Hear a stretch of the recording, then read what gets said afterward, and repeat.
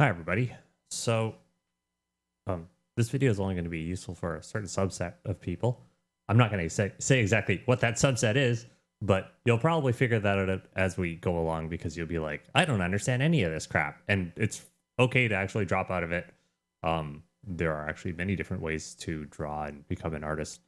And I can only profess to knowing, um, basically just a few, just like a way of drawing that's really only good for a few people. So if you're still here by the end of it, then and you're still understanding what's going on, I haven't lost you yet. Well, then maybe there's some hope. Um, so basically, I just call this way of drawing being a space monster, and it means that when you draw, you simply have a really, really strong raw spatial skill. This is what you build up towards. And raw spatial skill is being able to create objects or being able to create spatial illusions. And you can think of it as having like just a ridiculously strong raw damage stat. It's like, to me, drawing is generally kind of a battle. It means that it's a war of attrition.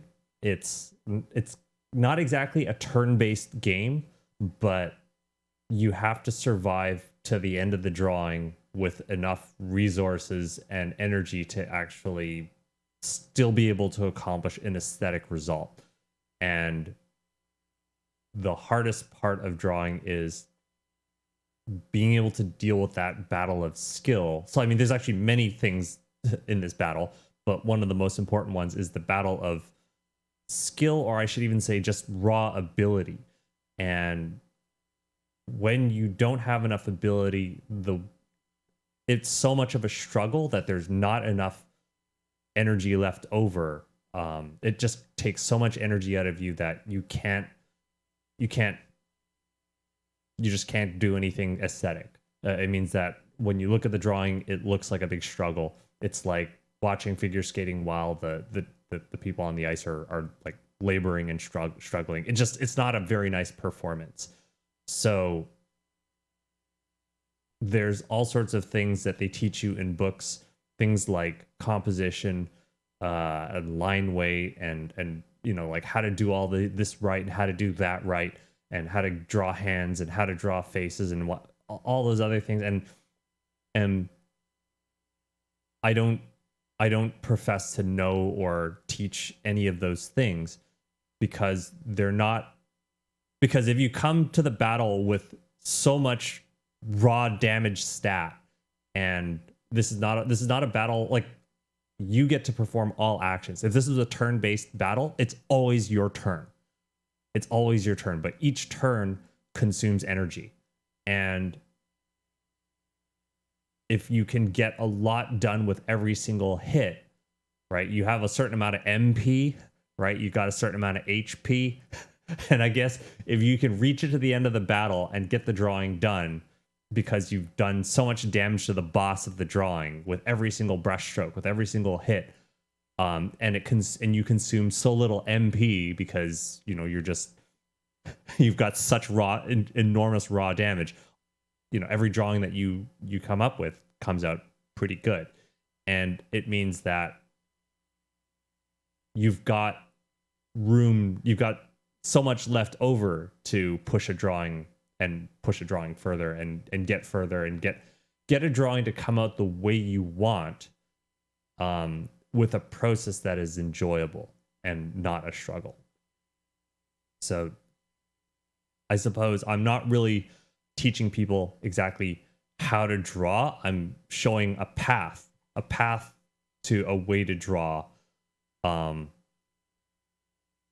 And it's kind of like a to-do list of it's just, this is the direction in which you can be headed towards. And it means that if you follow it, you'll wind up, I won't say being a good artist, I'll say you'll be an artist kind of like me. And if that's something that's attractive to you, great. I won't say that it's the only way to draw, and I've certainly enjoyed the works of many people who draw in a way completely different from how I draw. So I want to throw I'd like it if people were to, throw away any conceptions that the way that I draw is the best way to draw, but rather it is perhaps a way to draw for you that is effective for you, and you create drawings that you like through this drawing technique, and it's something that is useful and usable to you. I guess that's the way I would put it.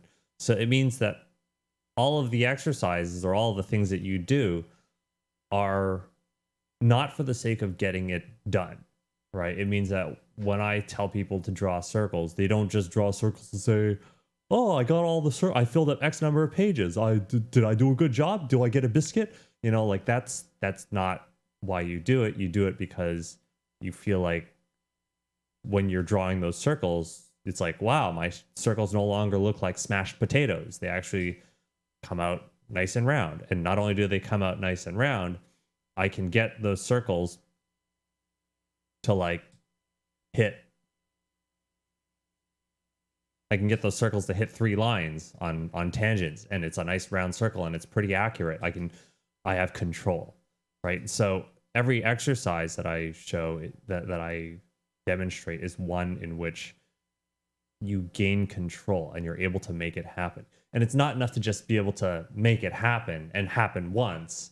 It's more like if you can consistently do it, and even that's not enough, right? It's like you can consistently do it and it's easy, and you can do it while you're talking, or you can do it while you're screwing around or whatever, right? Like it's something that comes as second nature. And that's something that's what practice is for, right? Practice is just to basically have you grind that mission so much, that that mission inside and out, that it's nothing to you. It's easy. So that, I guess, is kind of that is the way of the space monster. I suppose if this was like a martial art, and sometimes they say the way of the Jeet Kune Do, the way of the intercepting fist, or something like that, right? Then I guess in my case, this particular art is this way of the art, or this path of art that I'm teaching, is the way of the space monster. It's just to become really, really good at raw drawing.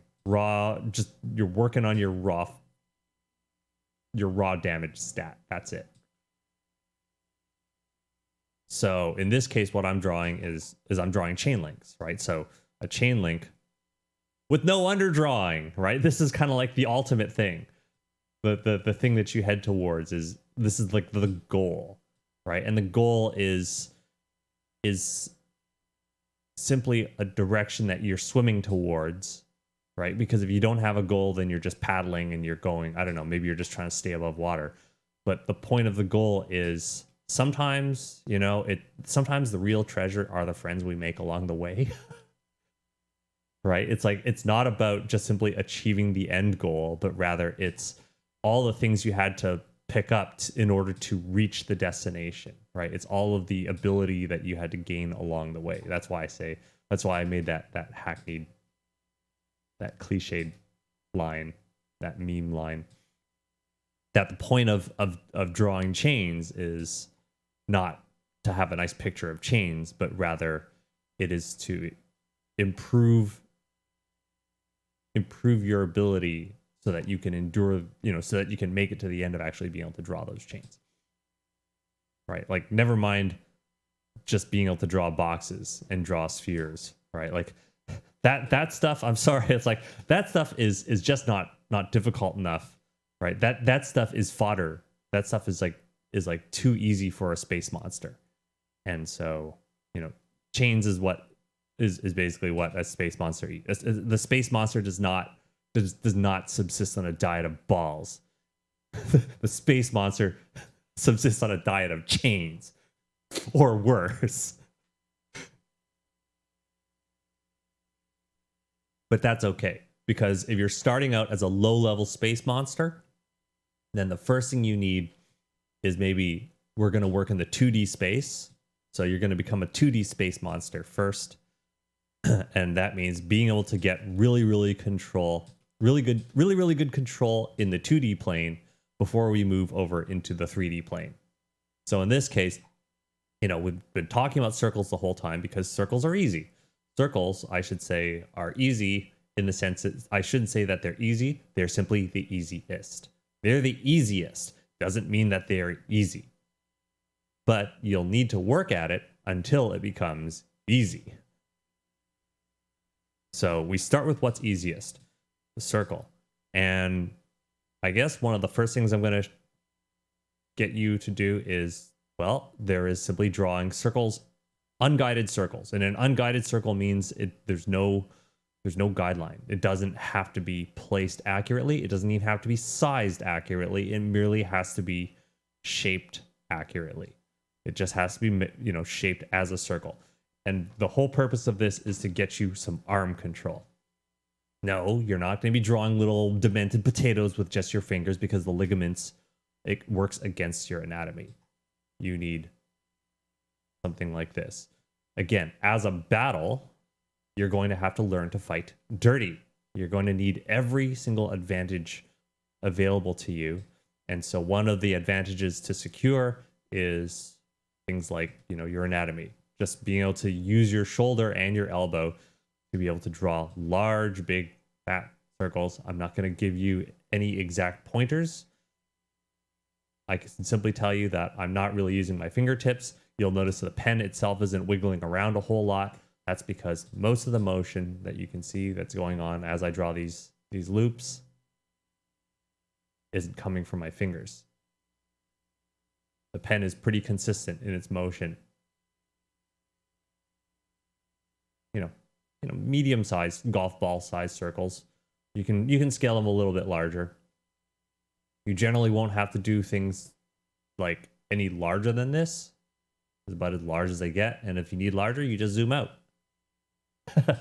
So what you find is it's kind of like working on a golf stroke. You work on a golf stroke, you're always using the same golf swing. You merely change to different clubs when you need different distances. So it's the same thing, is that in this case, it's the same golf stroke. I just zoom in or zoom out to size the circle appropriately. You're going to work on a consistent golf stroke.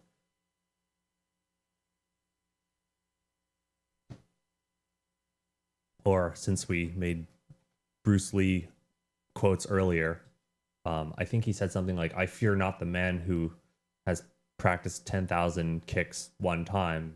I fear the man who's practiced one kick 10,000 times." So you want consistency. And I guess in my case, if this tablet could show wear and tear, it would just be, wear and tear in one area. I literally make one type of curve. I don't make any other type of curve than this. All my curves, if I need smaller curves, if I need them to be a different angle, I just rotate the thing. It's always the same damn curve. I might flip the canvas if I need the curve to go another way. If I need to change the direction of that curve, I might flip it, flip the canvas. Right? I don't like making this curve. This curve just goes against my anatomy. That's the curve I like to make. So if I need to change the direction of it, I do that. So operating in the 2D space, get good at circles. Get good at circles because you can tell when something is circle. If I told you to get good at ovals, then, this is an oval. Too many things fall under the criteria of an oval. Very much fewer things fall into the criteria of a circle. So first things first, master circles. Don't just be able to do it when you're concentrating on it. You have to eventually practice it to the point where it's just fairly easy. So after getting a well-shaped circle, you're going to need an aimed circle. So aimed circles, I suppose, we'll start with aiming at one point. Make a big fat point there, right there on the canvas. You make a circle, and you're simply trying to aim that circle. And you're trying not to go... You're always trying to hit more or less roughly through that cross. You don't have to be surgically accurate. You just need to be generally accurate. And most importantly, fairly comfortable. Then you can try placing a perimeter on this thing. In fact, you can put an uneven perimeter on it. maintain that circularity. You're going to have to be pretty harsh on yourself.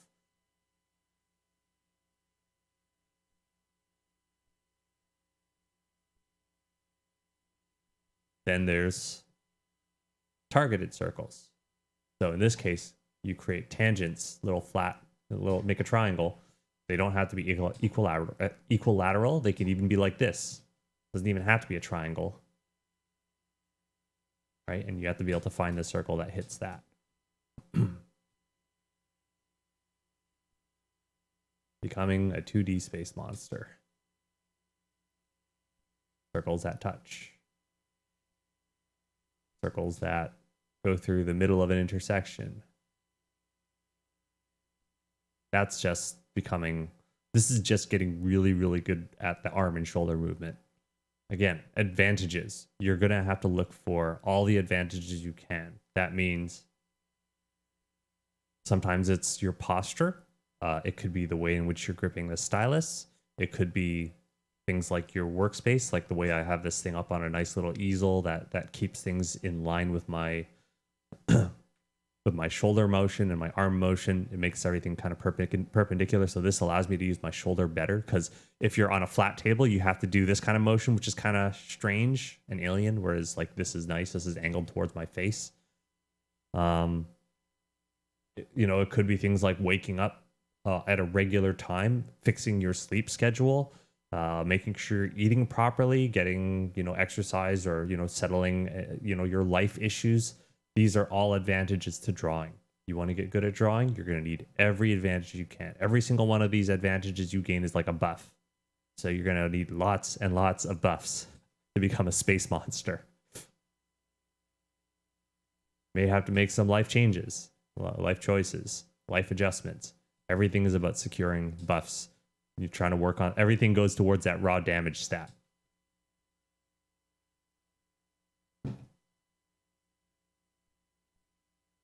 All right. So next stage to becoming a space monster is, well, all the circles that you draw, they are now spheres. Plain and simple. They're spheres now. So that means that you're going to want to be able to draw, let's say,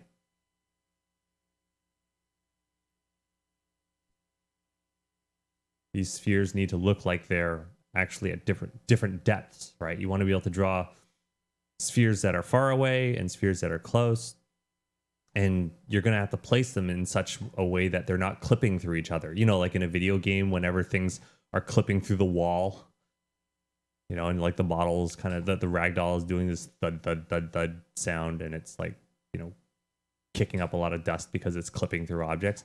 So yeah, you want to draw them as if they're just touching, and draw some balls that are touching. And I'm just drawing a grid of like balls, kind of like drawing a carton of eggs.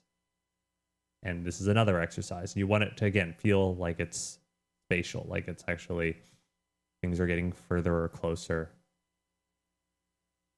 So you have to adjust the size of them. This is the next step. It could be that you take it takes you as much as a week. I mean, I've been doing this stuff for years.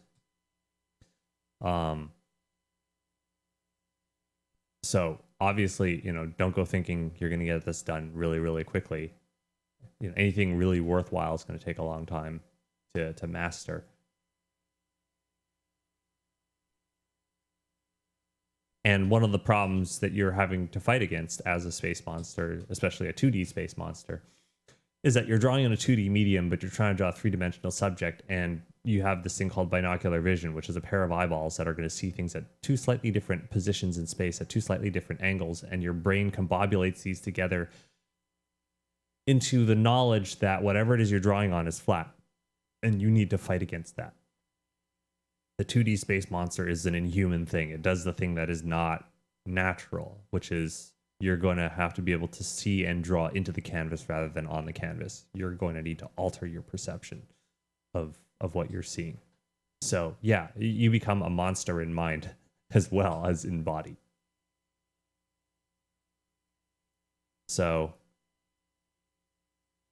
the things we draw, it's like we're not worrying about nude drawing. We're not worrying about drawing hands. We're not worrying about drawing faces and heads and how to get a cool anime thing or whatever. It's just, we just want control. Just want control. This is, in this case, it's a ring of spheres. And you know what? Maybe it's okay. It's okay if your spheres are like maybe slightly clipping through each other. But at the very least, if the general flow of these spheres feels like it's, you know, coming closer and pushing away, great. Right? And be real objective about it. Don't look at this as like a doggy biscuit kind of reward thing. Instead, just look at it as, well, does this thing feel nice and solid? Does it really feel like it's pushing into and out of the canvas? You're working on the illusion. And again, I don't want to get too far into details because a lot of this stuff, as a space monster, should become, all of this stuff should gradually be something that you try to make instinctual. Because if you have to top load all this stuff, meaning if you have to think of things in terms of like, you know, very, I don't even know what the term is. It's like if you got to be really like Poindexter about things, if you got to be like super duper intellectual about things, and you have to apply words to it all, like that's just not how. That's not how the words mean nothing to the space monster. Okay, words have no meaning to a space monster. It's all about the visual and whether or not the thing feels tactile, whether or not you feel like you can grab onto this thing. And the space monster also works in all three dimensions. There is no escape from the space monster.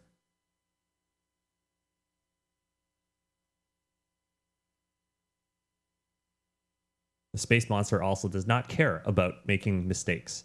You make a few mistakes, then you just keep doodling until, you know, you make a correction.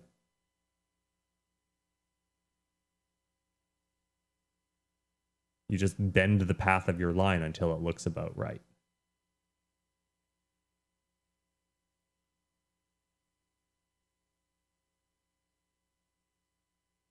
And again, it's like it's not about being super duper rigid either. There's control there, but you know, we don't worry too much about being super duper rigid about it. Because if you obsess about things that are not that important, then there's less energy left over to do your job. There's less energy left over to work on things like aesthetics. It's like an SGI logo.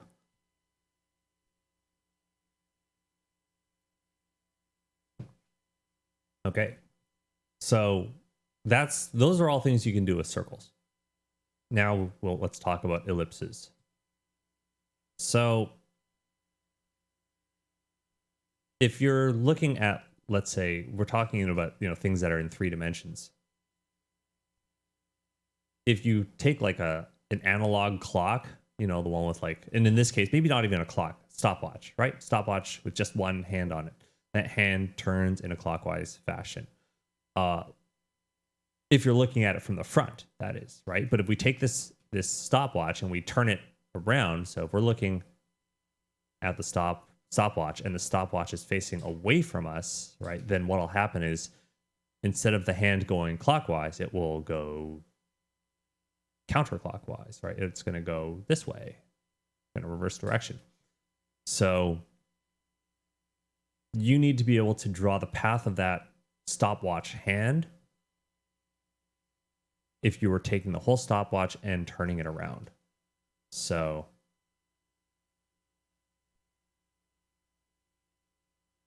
in this case, I'm going to draw if the stopwatch is maybe facing us on the left side and it was facing away from us on the right, then on the left side it's going to be going clockwise, whereas on the right side it's going to be going counterclockwise. Right? So you got to be able to handle this hand flip. So what's going to happen is it's going to do this. It's going to be going counterclockwise, counterclockwise. Now it's going kind of up. You notice it goes up and down here in the middle, right? So here's where the changeover occurs. Going up and down. Now it's going clockwise. Now there's a flip over, going counterclockwise. This is an inside down torus, by the way, an inside down spiral. That's because whenever you go to the inside, you're going down. Watch. Down. That's going outside. Inside, down, outside, inside, right? Every time I hit the inside, I'm going down. Down and down and down.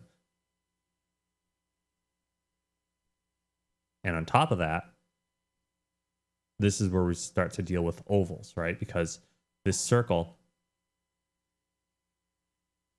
right, it has to kind of turn into the zigzag. In fact, I'm going to draw little pieces that you have to stick together. So this part is more circular.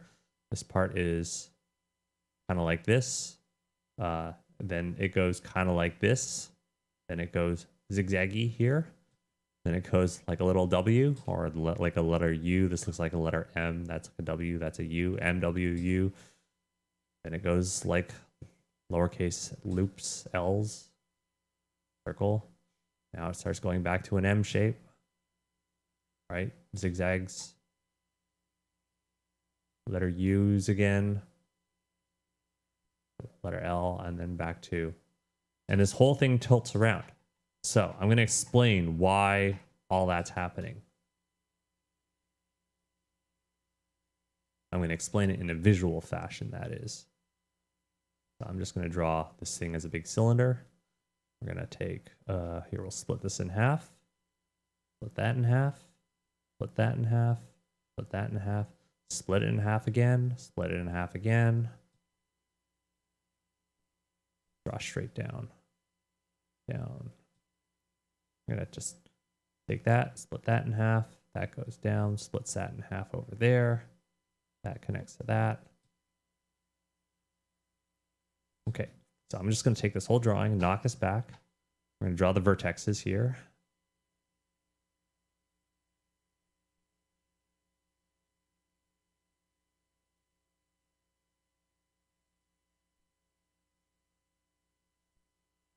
Okay. So when you see something like this is like a nice circle, right? Circles fit into here. You see things over here at this angle. Actually, hang on a second. We're not using that axis. We're using this axis here. Okay, so I'm going to just draw the top and the bottom ellipse there, right? So this one is not a tangential. This is crosswise. Okay, so if you see this, you can see it, right? There's a circle that fits in here, or not a circle, but rather it's an ellipse. And not only that, the ellipse needs to be squished in this direction. This is where your major axis is. And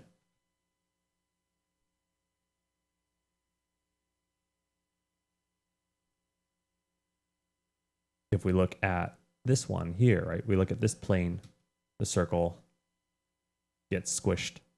Well, it receives less squishing to be more accurate.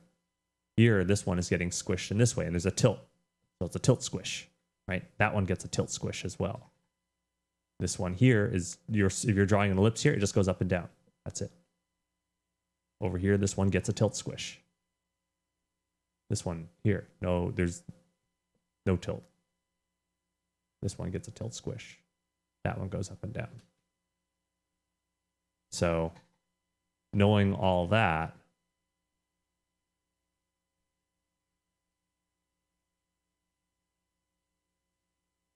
right, that fits there.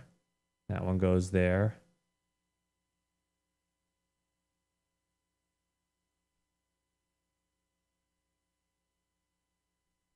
All right. It's going to take you a while to be able to do something like this. It's not easy. This is what people are like, oh man, this is hard. How can anyone do this? I'm like, that's because it's like being able to do it. You got to be some kind of freaking monster. You're going to be some kind of freak. Some kind of, people are, it goes beyond common sense. That's why the way of the space monster. The space monster does not care that it's difficult. Space monster just buckles down and does it until they can do it.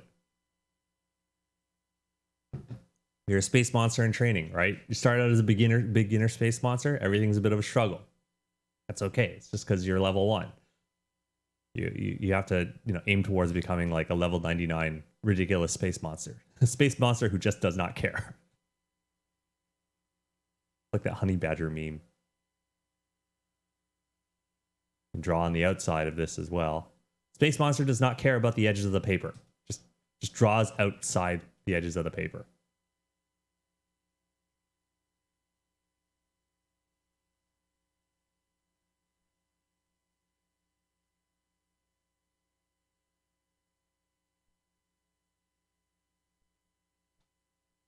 Oh yeah. Right. I haven't done any like drawing demonstrations of anything. This is another thing, right? Is that usually people need some sort of biscuit at the end of all this to realize, why will I even bother, being a space monster if I can have all this raw damage stat? Like I explained it to you, but I never actually drew anything. Like what can the space monster do? The whole point of being the space monster is to not need as much. You don't need like as much underdrawing.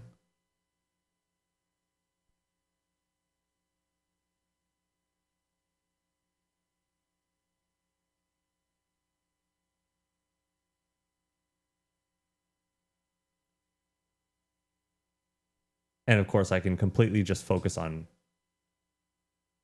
aesthetic.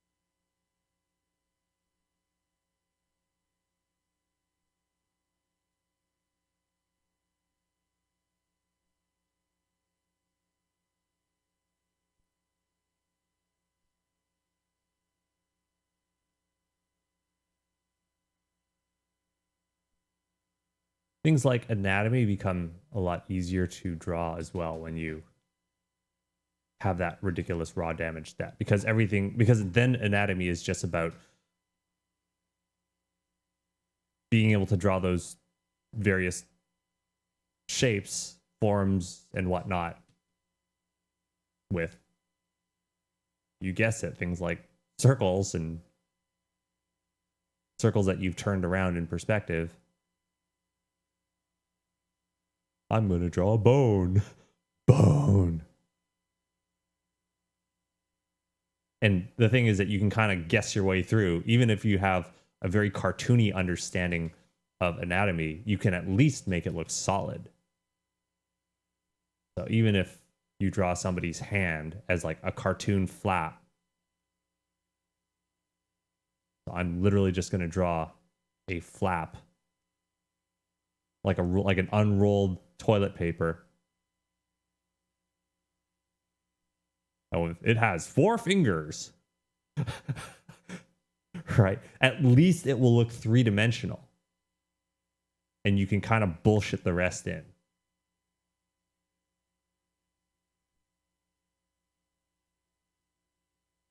Like that's why it's such a great way to draw. Because even if your knowledge is lacking, you can kind of draw something half remembered. And as long as it looks 3-dimensional, it's fine. Who cares? People will interpret it the way, more or less the way you want. In fact, even feet. I can draw like a freaking a duck foot flap, and then I can cookie cutter.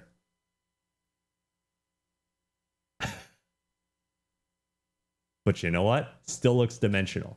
And this is the way that a lot of animators draw is you don't have to be, not everything has to be Loomised. You don't have to go and Loomis all of your, and the other neat thing about it is, you can gradually bullshit the drawing until it does become anatomically correct. If you know the anatomical detail.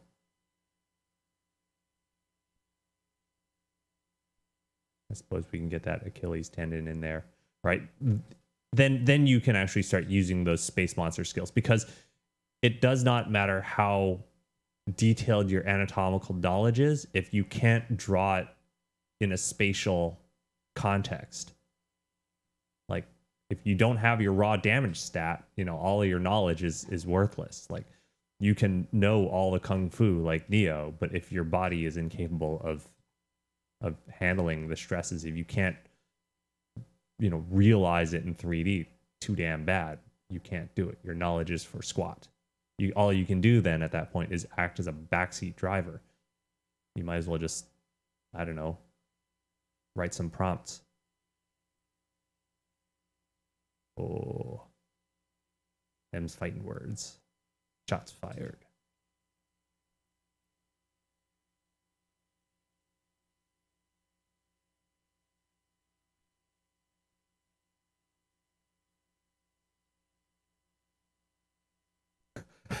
There we are. Right? Pretty good for something that started as a damn duckfoot. That, you know, the power of being a space monster means anatomy isn't important until, and you can just sort of gradually bullshit your way into having some anatomy on the thing.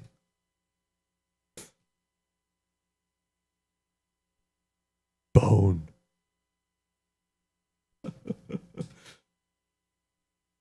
There, you want anatomy? There's your anatomy.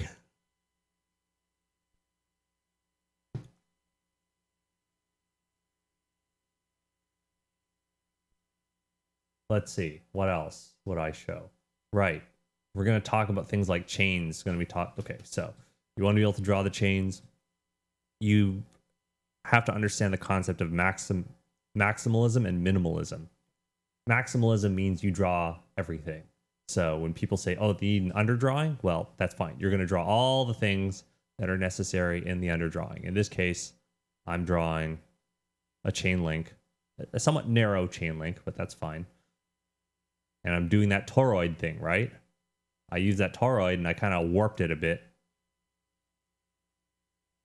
I did some kind of Lovecraftian horror spatial distortion on this toroid, and I turned it into a chain. It's like a sculptor. It's the way a sculptor would work. You're just, all this crap is just clay. All the coils are simply clay to you. That's it.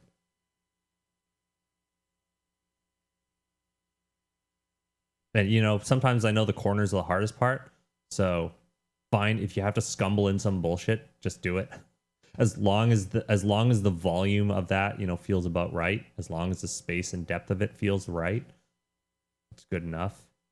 And you're not going to worry about which line comes first and which line comes second, because that's all right. This is low level. You know, you're just going to grind some slimes. We're going to kill a bunch of slimes. We're going to get some XP off of that.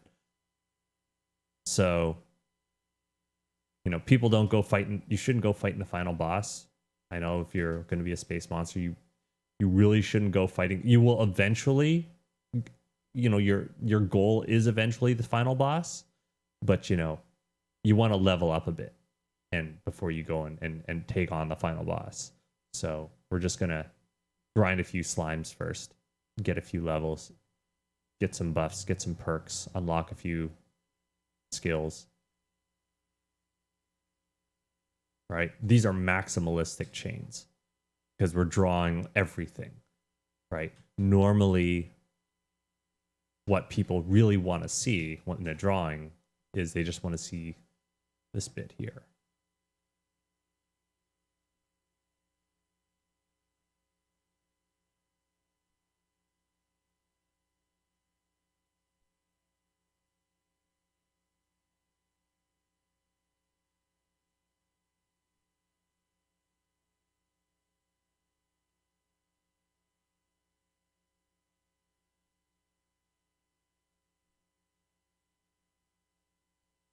This is minimalism, by the way, right? Minimalism is when you don't have all the other stuff.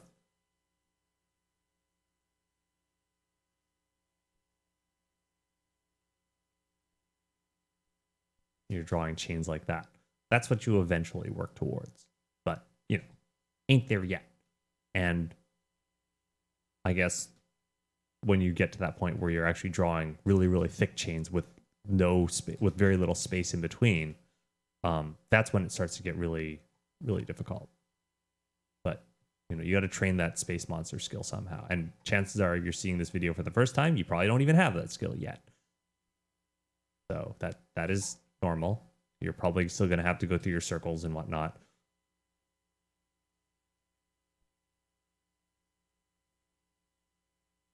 But you know, don't look down on killing slimes, because everyone needs to start with that.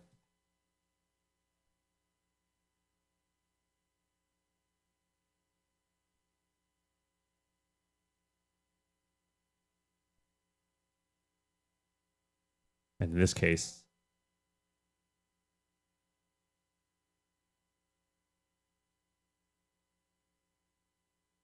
I'm trying to turn the chain around. This is just a demonstration. It's not a how-to video.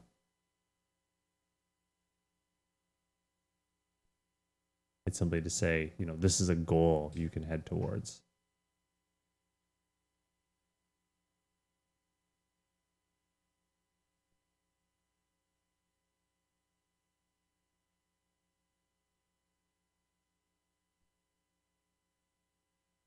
Yeah, I guess we can leave that one alone.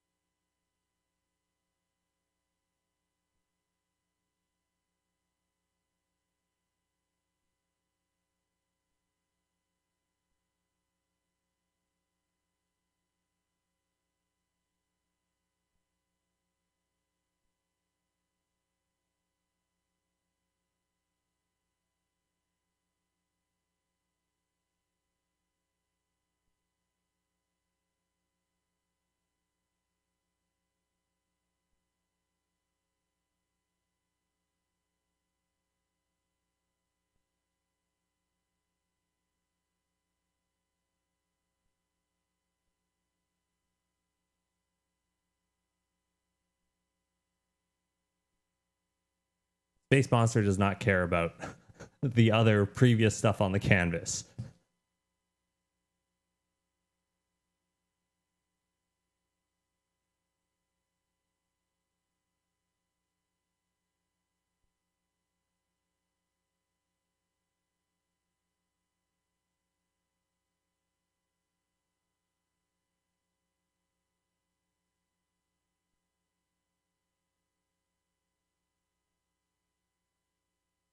Like, you're allowed to use erasers. You absolutely are. I know it seems kind of like a very, like, so far I've been very Spartan about things, but yeah, you're allowed to use erasers. Space Monster uses every advantage available to them.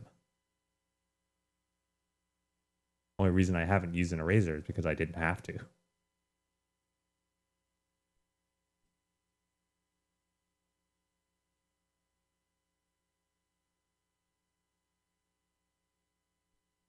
Right. So it's like you can approach this from a kind of formless, almost unregimented way of learning without chapters in the book. Instead, everything you do is the same thing. It's all creating 3D objects in space with, you know, spatial illusions and whatnot. All things you draw are the same as the things that you make in the as an exercise. It's mostly based off of developing your spatial instincts, which you use naturally in real life, like, you know, as in not on the page, but being able to do those things as if they were on the page as if they were in real life. It is an altering of your perceptions, and I mean, most of it is just like it's this stuff, right? It all starts with the circles. It starts with the circles. It starts with being able to place the circles in space so that you can make things come closer and make them go further and be able to mash them together into three-dimensional sculpture constructs like you're 3D printing this stuff out. And then, you know, being able to turn this stuff around. Being able to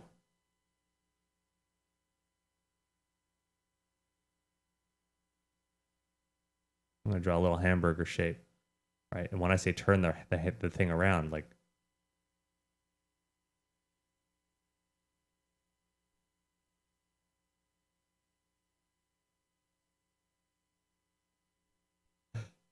I'm gonna turn this around.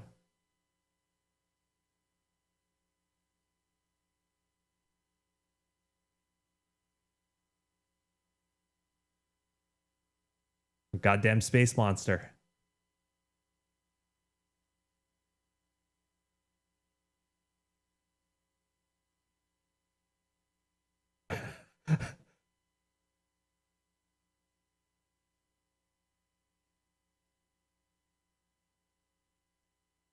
And the other thing about being a space monster is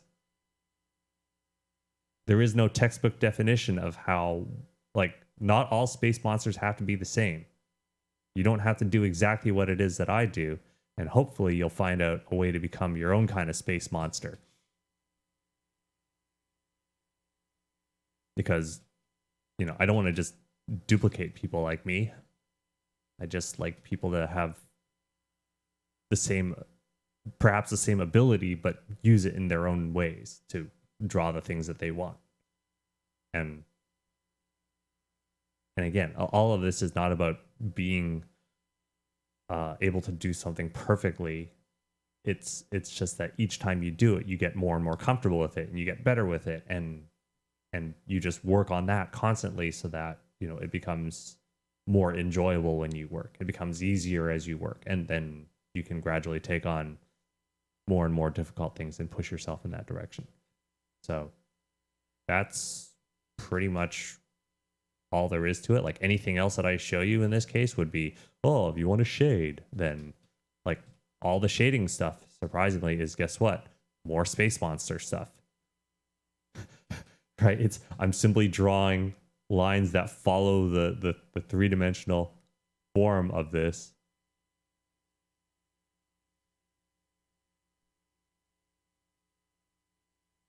Because I'm just a goddamn space monster. Someone's going to take this video. I'm sure of it. They're going to take this video and do a super cut of me saying space monster, space monster, space monster, space monster. That's okay. That's not going to happen, because this video will never go viral. It has to go viral first. Then they'll do it.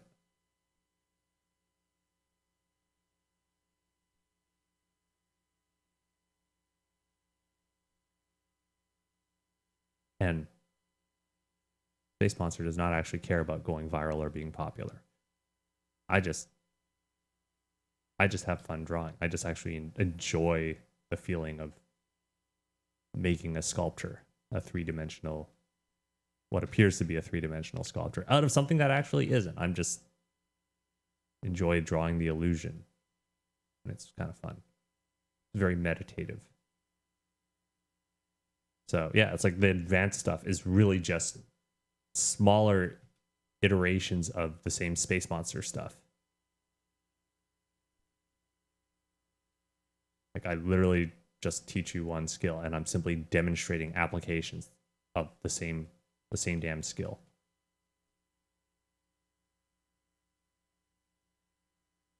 Why it's such a great way to learn. It's like you don't have to concentrate on a whole lot,